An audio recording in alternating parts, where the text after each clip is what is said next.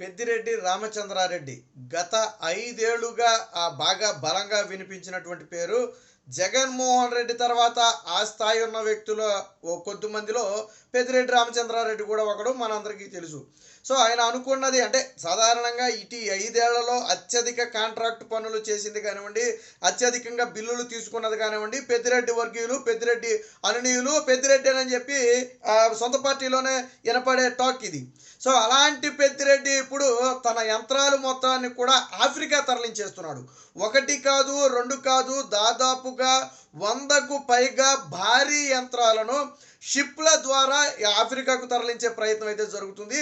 మరి ఎందుకు ఆఫ్రికా తరలించాలనుకున్నాడు? అది కూడా ఎన్నికలు ముగిసిన వెంటనే ఆఫ్రికా తరలించే ప్రయత్నం. అంటే ఓడిపోబోతున్నాడు కాబట్టి పారిపోతున్నాడని చెప్పి ప్రతిపక్షాలు బలమైన ఆరోపణలు చేశాయి. అదే సమయంలో ఈ ప్రొక్లైన్లను కానీ ఇదేదైతే ఇవన్నీ కూడా భారీ భారీ ఖర్చుతో కూడినటువంటి యంత్రాలు, వాటి విలువంతా కూడా వందలు వేల కోట్లలో ఉంటుంది యంత్రాల విలువంతా కూడా. అలాంటి యంత్రాలకు సంబంధించి లావాదేవీలన్నీ బయటకు వస్తాయి. పెద్దిరెడ్డికి సాధారణంగా ఒక కన్స్ట్రక్షన్ కంపెనీలు ఉన్నాయి, 2-3 కన్స్ట్రక్షన్ కంపెనీలు ఉన్నాయి. పిఎల్ఆర్ అలాగే జస్విన్ అనే సంస్థలు 2 కన్స్ట్రక్షన్ కంపెనీలు అయితే వాళ్ళిద్దరి మీద నడుపుతారు, పెద్దిరెడ్డి కొడుకు మీద అయితే నడుపుతూ ఉంటారు. సో దానికి సంబంధించినటువంటి కూపీ లాగితే ఎక్కడ బండారం బయటపడుతుందనే ఉద్దేశంతో వీటి మొత్తాన్ని కూడా ఆఫ్రికా తరలించేస్తున్నాడని చెప్పి బలమైన ఆరోపణలు వచ్చాయి. అయితే తరలిస్తున్నామని పెద్దిరెడ్డి కూడా ఒప్పుకున్నాడు. మేము మా యంత్రాలను ఆఫ్రికా తరలిస్తున్నమాట వాస్తవం అని, మేమేం పారిపోవట్లేదు, అక్కడ మాకు కాంట్రాక్టులు వచ్చాయి కాబట్టి యంత్రాల అవసరం ఉంది కాబట్టి మేము తరలిస్తున్నామని చెప్పారు. మరి ఎన్నికలు అయిన వెంటనే ఎందుకు తరలించాల్సి వచ్చింది ఎవరికి అర్థం కావట్లా. సరే, ఎన్నికలకు 6 నెలల ముందో 3 నెలల ముందో తరలించుంటే సరే అది వేరే విషయం. పోనీ ఎన్నికల ఫలితాలు వచ్చిన తర్వాత కొంత గ్యాప్ ఇచ్చి తరలించుంటే అది వేరే విషయం. బట్ ఎన్నికలు అయిన వెంటనే ఫలితాలు రాకముందే తరలిస్తున్నారు అంటే భయంతో కాదా? రేపు అధికారం మారితే మొత్తాన్ని కూపీలాగుతుంది, ఎక్కడ వీటిని సీజ్ చేస్తారో, ఎక్కడ వీటిని జప్తు చేస్తారో అనే ఒక భయంతోనే ఈ యంత్రాలు అలాగే వాటికి సంబంధించిన వివరాలు ఏవి కూడా నామరూపాలు ఉండకూడదనే ఉద్దేశంతోనే వీటి మొత్తాన్ని కూడా ఇతర దేశానికి తరలిస్తున్నారని చెప్పి ప్రతిపక్షాలు బలమైన ఆరోపణలు. సో ఇతర దేశాలకు కాదు అని పెద్దిరెడ్డి కూడా చెప్పట్లా, ఒప్పుకున్నాడు. మేము తరలించేది ఆఫ్రికా, అందులో డౌటే లేదు, ఆయనే ఒప్పుకున్నాడు. ఇదిగో ఆఫ్రికాలో మైనింగ్ అవసరాల కోసమే భారీ వాహనాలను పంపుతున్నాం మంత్రి పెద్దిరెడ్డి రామచంద్రారెడ్డి. సో ఒప్పుకున్నాడు. కాకపోతే ఏమంటాడు, ప్రతిపక్షాలు ఆరోపిస్తున్నాడు మేమేం పారిపోవట్లా, మేమేం దాచేయట్లా, దాన్ని ఏమి చేయట్లేదు, కానీ పనుల కోసం పంపుతున్నామని చెప్తున్నాడు. కానీ అది ఎంతవరకు నమ్మశక్యం అనేది ఎవరికి అర్థం కాని పరిస్థితి.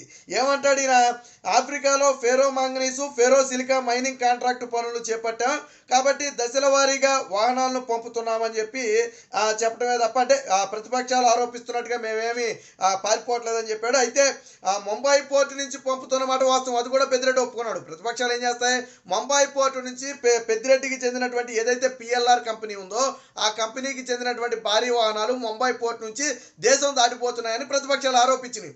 దానికి ఆధారాలు కూడా ఉన్నాయి, కాదు అని ఆయన కూడా చెప్పలేడు, ఎందుకంటే మళ్ళీ రికార్డ్స్ తీస్తే మొత్తం బయట దొరుకుతాయి. కాబట్టి ఏమంటాడు, ఎస్ ముంబై పోర్టు నుంచి పంపుతున్నాం, మా భారీ యంత్రాలు కూడా పంపుతున్నాం. అంటే ఆంధ్రాలో కాంట్రాక్ట్ పనులు అయిపోయాయా? మీరు యంత్రాలు ఇక్కడ నుంచి వేరే చోటకు పంపుతున్నారు అంటే ఇక ఇక్కడ మీ కాంట్రాక్ట్ పనులు లేవు, ఇక్కడ మొత్తం అయిపోయి ఉంటేనే వేరే చోటకు పంపు ఉండాలా? అంటే ఆంధ్రప్రదేశ్లో చేయాల్సింది మొత్తం చేసేసినట్టేనా? అంటే ఒకటే లాజిక్, ఇక్కడ అధికారంలో ఉన్నవాళ్ళు ఖచ్చితంగా ఇలా ప్రభుత్వం మారుతుందనే సమయంలో వాహనాలు తరలించినా, డబ్బు తరలించినా. ఇంకొక ఆరోపణ కూడా ఉంది, వాహనాల పేరుతో వాహనాలలో భారీగా ఏదైనా డబ్బు కానివ్వండి, నగలు కానివ్వండి, ఇంకోటి కానివ్వండి, విలువైన వస్తువులు ఏమన్నా ముంబై పోర్ట్ నుంచి దేశం దాటిచ్చేస్తున్నారేమో అనుమానం కూడా ఉంది. సరే, అలాంటిది ఏమీ లేదని పెద్దిరెడ్డి చెప్పినప్పటికీ కూడా అలాంటి పలు అనుమానాలు. ఎందుకంటే ఇటీవలే పోర్టులో మనం 40,000 కోట్ల రూపాయల డ్రగ్స్ అయితే మనం స్వాధీనం చేసుకోవడం జరిగింది. అంటే ఏ స్థాయిలో డ్రగ్స్ వ్యాపారం జరిగిందని మనం అందరం చూసాం. సో అది కూడా ఎవరికి చెందింది, సంజయ్ ఆక్వాకి సంబంధించి, వైసీపీకి సంబంధించినటువంటి ఒక లీడర్కి సంబంధించింది. కాబట్టి ఇలాంటి అనుమానాలు సహజంగానే వస్తాయి. సో ప్రతిపక్షాలు ఎందుకు బలంగా ఇప్పుడు పెద్దిరెడ్డిని టార్గెట్ చేశాయంటే 5 ఏళ్లలో అత్యధికంగా కాంట్రాక్టు పనులు చేసి రాష్ట్ర ఖజానా నుంచి అత్యధికంగా దోచుకున్న వ్యక్తి పెద్దిరెడ్డి రామచంద్రారెడ్డి. సో అలాంటి పెద్దిరెడ్డి రామచంద్రారెడ్డి ఈ రోజు ఉన్నట్టుండి అకస్మాత్తుగా రాత్రికి రాత్రి యంత్రాలు మొత్తం కూడా తరలించేస్తున్నాడు. అది కూడా పోలింగ్ అయిన మరుసటి రోజు నుంచి ఈ వ్యవహారం మొత్తం కూడా జరుగుతుంది అంటే అంటే ఖచ్చితంగా దీని వెనక ఏదో గూడుపుటాని ఉంది. అంటే రేపు ప్రభుత్వాలు మారిన తర్వాత దొరకకుండా ఉద్దేశం అయి ఉండాలా, లేదా యంత్రాల ముసుగులో ఏదైనా రాష్ట్రాన్ని లేదా దేశాన్ని దాటించే ఆ ప్రయత్నమైనా జరుగుతూ అయినా ఉండాలని చెప్పి ప్రతిపక్షాలు అయితే ఆరోపిస్తున్నాయి. అయితే పెద్దిరెడ్డి మాత్రం ఒక విషయం స్పష్టంగా ఒప్పుకున్నాడు. ముంబై పోర్టు మీదుగా ఆఫ్రికా దేశానికి భారీ యంత్రాలు పంపుతున్న మాట వాస్తవం. ఇది ఆయనే ఒప్పుకున్నాడు స్వయంగా. ఈ రోజు వార్తలో ఆయనే ఒప్పుకున్నాడు. సో పంపుతున్న మాట వాస్తవమేనని చెప్పి పెద్దిరెడ్డి ఒప్పుకున్నాడు. ఇక ఏదో ఐపాక్ సర్వేలో మాకే బలంగా ఉంది, మహిళలు మాకే ఓటేశారని ఐపాక్ టీం చెప్పింది. మీరు గెలుస్తున్నారని ఎవరు చెప్పారంటే వాళ్ళే చెప్పారు అన్నట్టుగా ఈ ఐపాక్ టీం అంట మహిళలు, ఐపాక్ టీం అంటే నీకు పనిచేసే టీం నువ్వు గెలుస్తున్నావు అని చెప్పకుండా పక్కనోడు గెలుస్తున్నాడని చెప్తుందా. కాబట్టి మహిళలందరూ కూడా వీళ్ళకి వేసారని చెప్పారంట. 175 జగన్మోహన్ రెడ్డి చెప్పినని కాకపోయినా 150 సీట్లు వస్తాయని వీళ్ళు అనుకుంటున్నారట. అంటే జగన్మోహన్ రెడ్డి చెప్పినన్ని సీట్లు రావని అయితే పెద్దిరెడ్డి ఒప్పుకున్నాడు.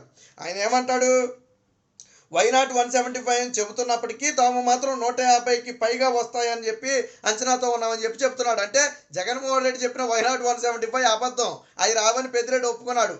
కాకపోతే మళ్ళీ ఏమంటాడు 150 అంటాడు. సో ఇవన్నీ కూడా నమ్మశక్యంగా ఉన్న మాటలు కాదనుకోండి. మొత్తంగా పెద్దిరెడ్డి రామచంద్రారెడ్డి ఆఫ్రికాకు మకాం మార్చేస్తున్నట్టుగా అనుమానాలు ఉన్నాయి.